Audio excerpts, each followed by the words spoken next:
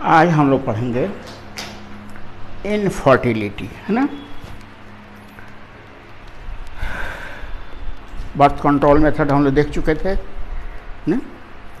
अब आइए नए टॉपिक पर, इनफर्टिलिटी, है ना। क्या होता है इनफर्टिलिटी, लिखा जाए उसको।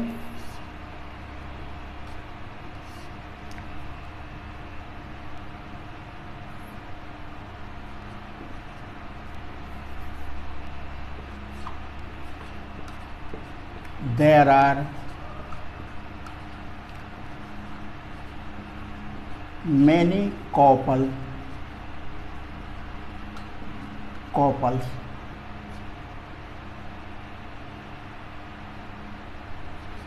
in the world that cannot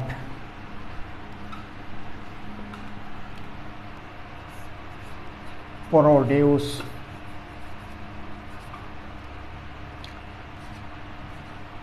child,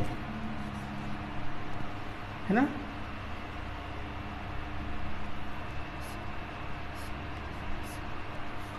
It is inability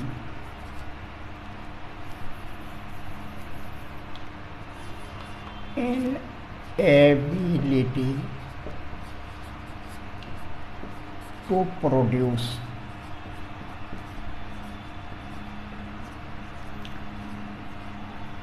child is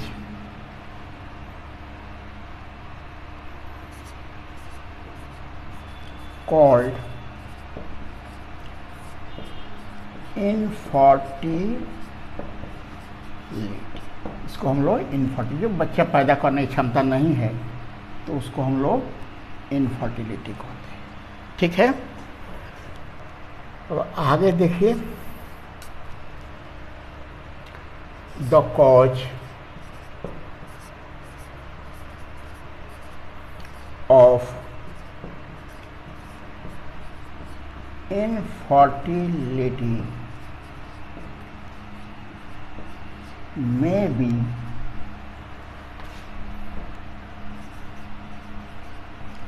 due to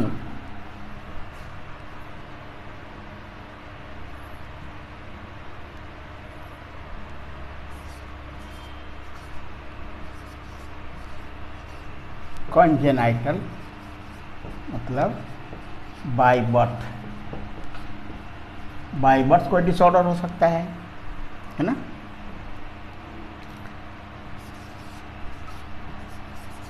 drugs intake, कोई ड्रग्स लेता है उसके कारण हो सकता है ना। डिजीज, कोई बीमारी है उसके कारण हो सकता है। इम्यूनोलॉजिकल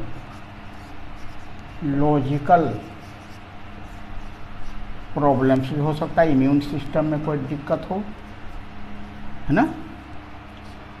फिजिकल भी हो सकता है, शरीर उस तरह का नहीं हो।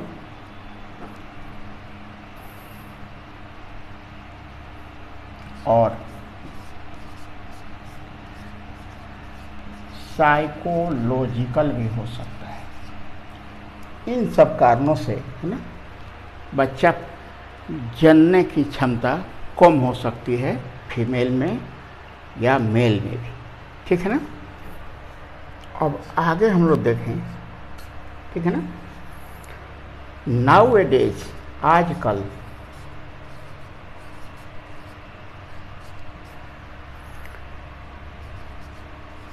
many infertility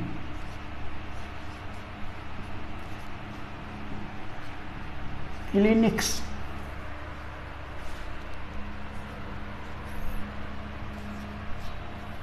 are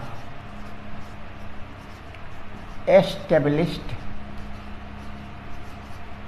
बहुत सारे क्लिनिक आजकल एस्टेब्लिश्ड हैं, है ना, which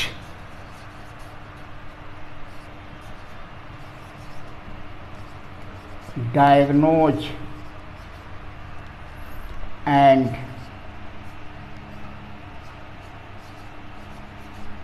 ट्रीट, वो डायग्नोज करते हैं, डायग्नोसिस करते हैं और उसको ट्रीट करते हैं, treat the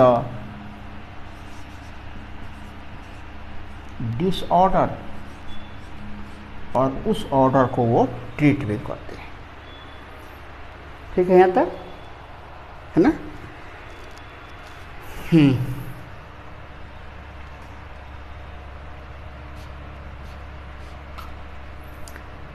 This is called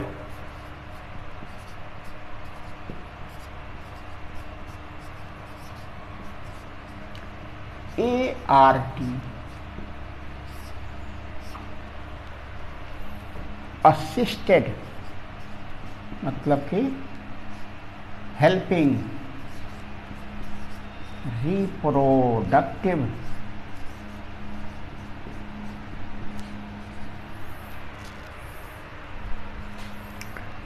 technology,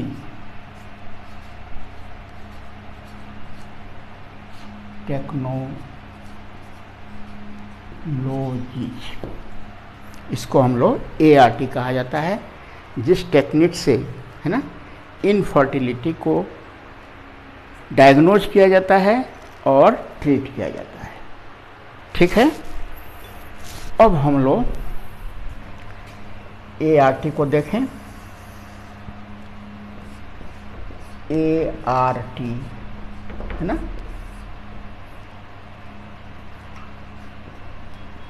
it is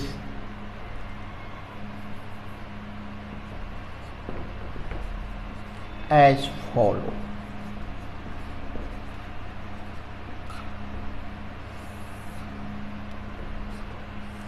पहला है IVF, in vitro fertilisation,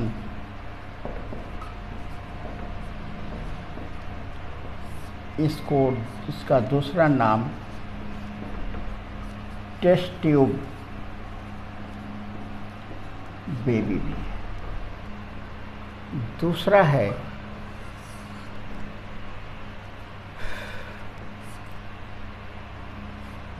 artificial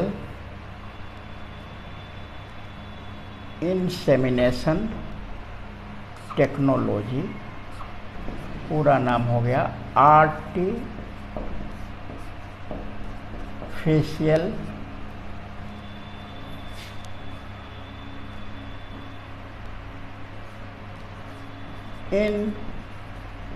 insemination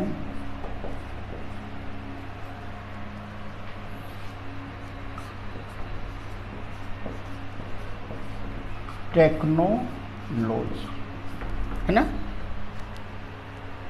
तीसरा है गिफ्ट, है ना, पूरा नाम हो गया gamete intra fallopian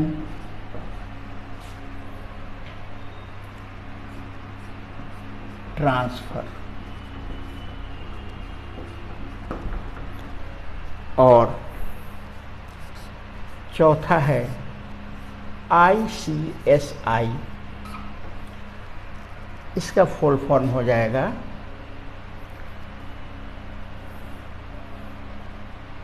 intra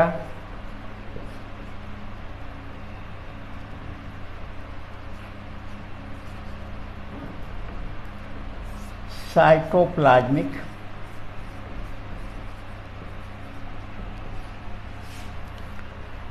sperm injection.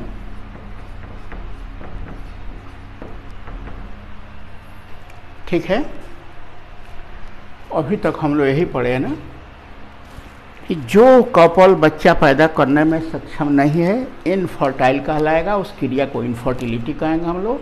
दुनिया भर में बहुत सारे बच्चे, बहुत सारे कपल हैं जो बच्चा पैदा नहीं कर सकते हैं, है ना। कॉज क्या हो सकता है? बाई बर्थ बीमारी हो सकती है, ड्रग्स हो सकता है, डिजीज कोई हो सकती है, इम्यूनोलॉजी कमज़ोर हो सकता है, फिजिकली कमज़ोर होगा वो, या साइकोलॉजिकल प्रॉब्लम भी हो सकता है। इसको दूर करने के लिए आजकल फर्टिलिटी क्लिनिक्स बने हुए हैं, ठीक है ना, जो इस डिसऑर्डर को पहचानने में मदद करता है और उसकी बीमारी को ठीक करता है, ठीक है ना। इससे हम लोग आर्ट कहते हैं, ART, असिस्टेड रिप्रोडक्टिव टेक्नोलॉजी। इसमें बहुत सारे टर्म मिलेगा, है ना, अभी आगे भी मिलेगा, याद करना पड़ता है, इसमें भी कोई फुल फॉर्म दे देता है, ठीक है ना। तो ये रहा। इसमें पहला जो है ना, अब हमको तो लगता है कि मिटाना ही पड़ेगा इसको, तो अब हम लोग पहला शुरू करेंगे IF या टेस्ट ट्यूब बेबीज, है ना। तो चलिए इसको हम मिटावें अभी।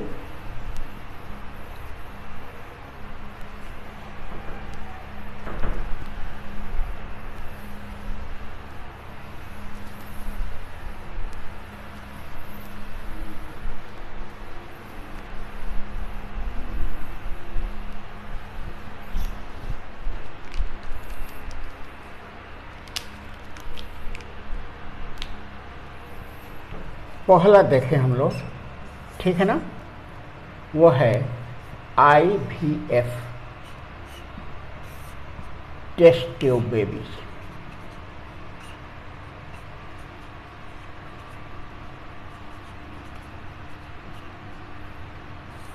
है ना।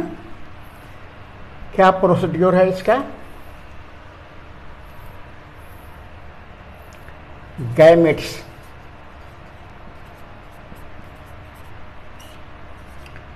sperms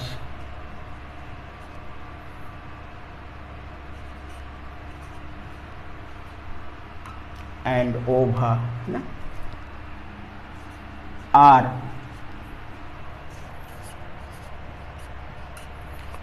collected, प्राप्त किया जाता है from husband,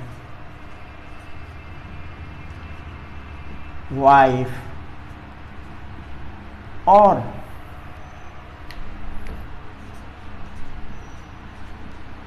डोनर्स। बहुत सारे स्पर्म और एक के डोनर्स भी हैं, ठीक है ना। दूसरा प्रोसेस में आइए, gametes are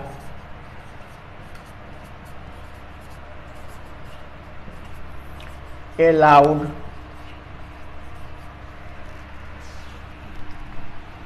to fertilise. Gamete को छोड़ दिया जाता है फर्टिलाइज करने के लिए, है ना, outside the body,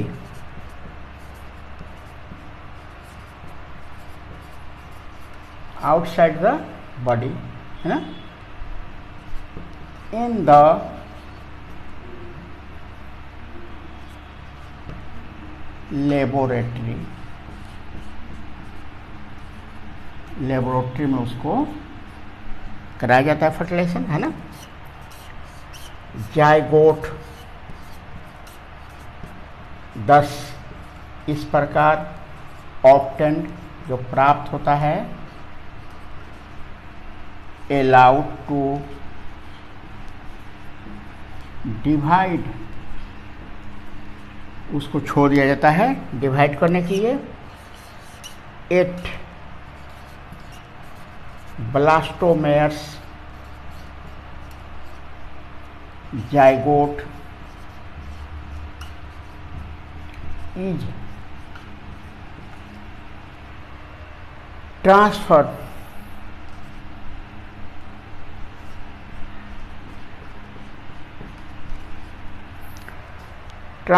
to the fallopian tube called GIFT. एक और हो गया, वहाँ भी जिफ्ट है, यहाँ भी जिफ्ट हो गया एक, है ना। पूरा नाम होगा इसका जायगोट। इंट्रा जायगोट को इंट्रा फैलोपियन, फैलोपियन के अंदर, फैलोपियन ट्रांसफर,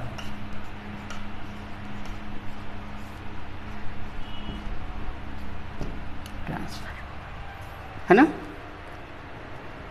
तब उसको क्या किया जाता है, ये देखिए बाहर फर्टिलाइजेशन होता है, इसलिए इसको इन विट्रो फर्टिलाइजेशन कहा जाता है, ठीक है ना। अब if zygote is of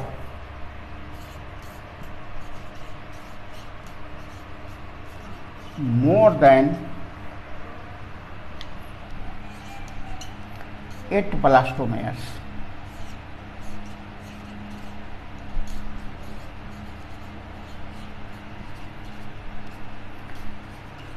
then it is transferred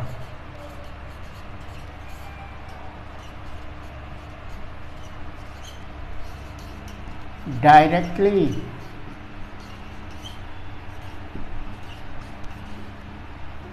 into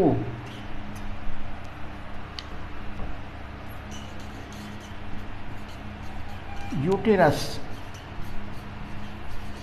called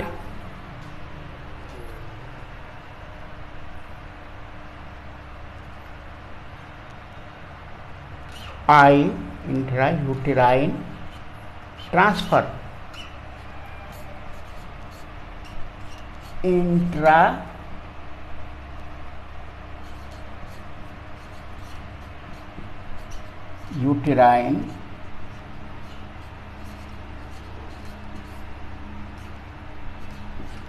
transfer, ठीक है ना।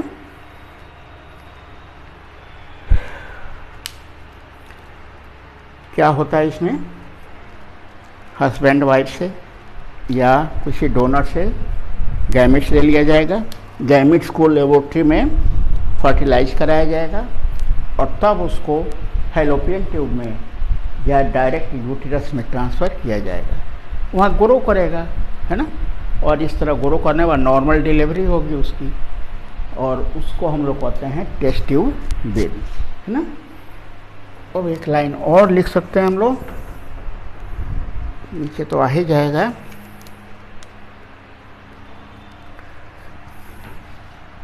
अब आगे लिखने की जरूरत नहीं है इसमें। फर्स्ट, इसमें भी ज़्यादा हम लोगों को दिमाग नहीं खपाना है, एनसीईआरटी नहीं दिया है। First test tube baby is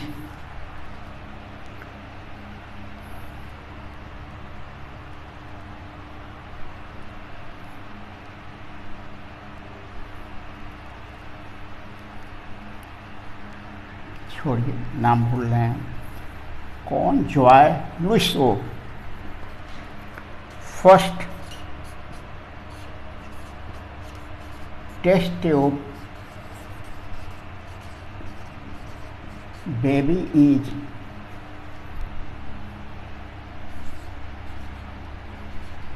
Louis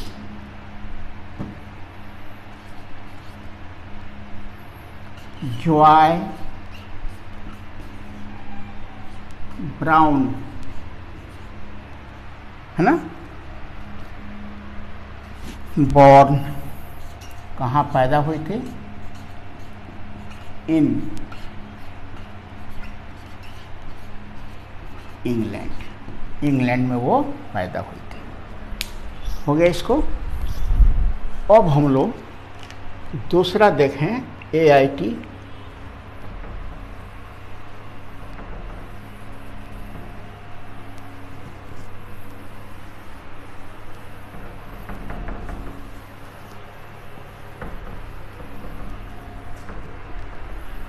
दूसरा है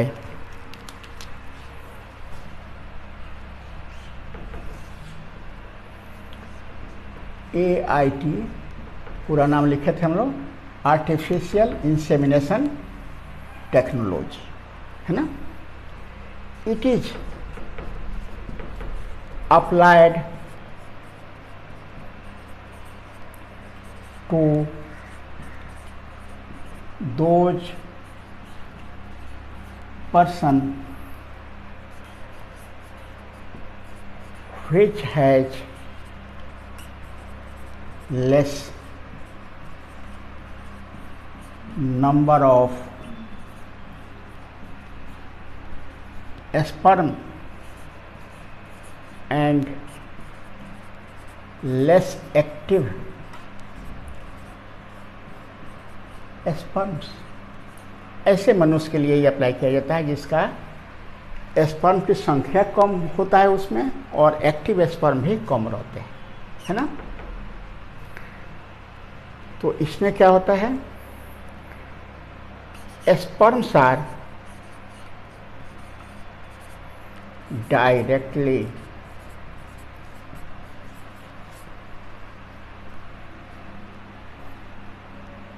injected,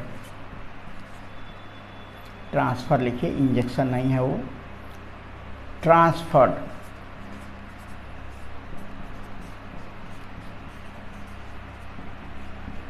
into uterus, direct uterus में ट्रांसफर कर दिया जाएगा, एक रहेगा फैलोपियन ट्यूब में, वहां जाकर वो फर्टिलाइज कर लेगा, ठीक है। It is also called IUI। देखिएगा कितना टर्म मिल रहा है इसमें, है ना। यहाँ तो जिफ्ट हो गया और एक और हो गया IUT, इंट्रा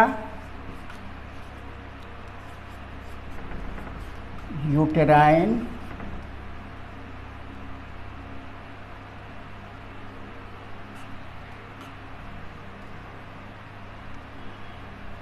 इंट्रायूटेराइन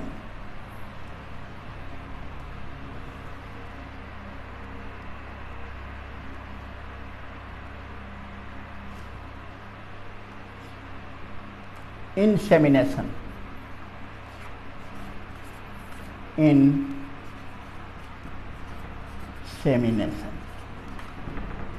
ठीक है। ये रहा दूसरा। तीसरा हम लोग जिफ्ट देखें, है ना, gamete transfer in some sperm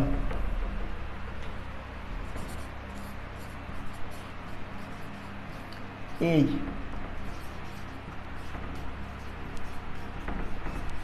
directly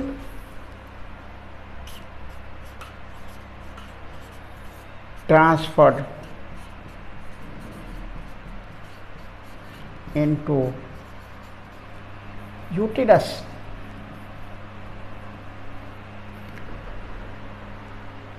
into fallopian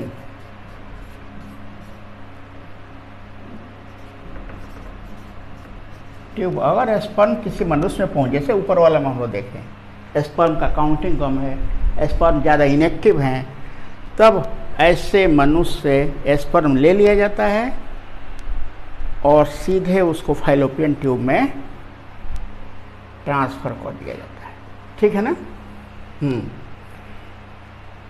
it is also applied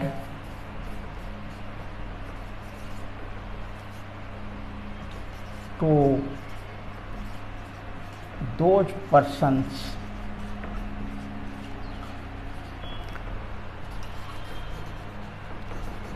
which have less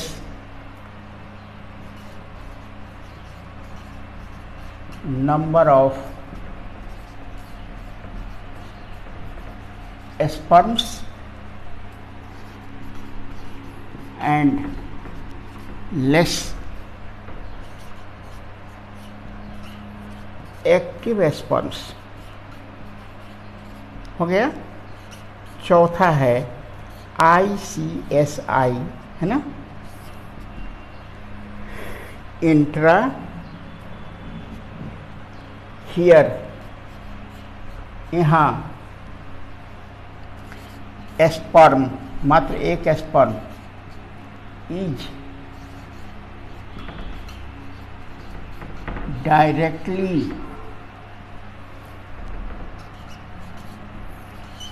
injected inject किया जाता है, injected into the cytoplasm of ovum, ovum के साइटोप्लाज्म में डायरेक्टली स्पर्म को इंजेक्ट कर दिया जाएगा। इसको कहा जाएगा है ना इंट्रा साइटोप्लाज्मिक स्पर्म इंजेक्शन। ठीक है ना, हम लोग चारों देख लिए। अब इसमें एक चीज़ और हमको पढ़ाना है, अब इसको सबको मिटाना पड़ेगा, वो है मेडिकल टर्मिनेशन ऑफ प्रेगनेंसी। ठीक है ना, इसको मिटाकर फिर हम पढ़ा रहे हैं उसको, उसके बाद ये चैप्टर क्लोज हो जाएगा। एक चीज़ हम छोड़ रहे हैं इसमें, वो है STD सेक्सुअली ट्रांसमिटेड डिजीज। इसलिए छोड़ रहे हैं कि वो यूनिट 3 में ह्यूमन हेल्थ एंड डिजीज पढ़ना है, उसमें वो पूरा डिटेल पढ़ना है और यहाँ पर बहुत कम पढ़ना है। ठीक है ना, तो हम लोग ह्यूमन हेल्थ एंड डिजीज में STD सेक्सुअली ट्रांसमिटेड डिजीज के बारे में डिटेल पढ़ेंगे। एक हम पढ़ाएंगे अभी मत MTP medical termination of pregnancy. ठीक है।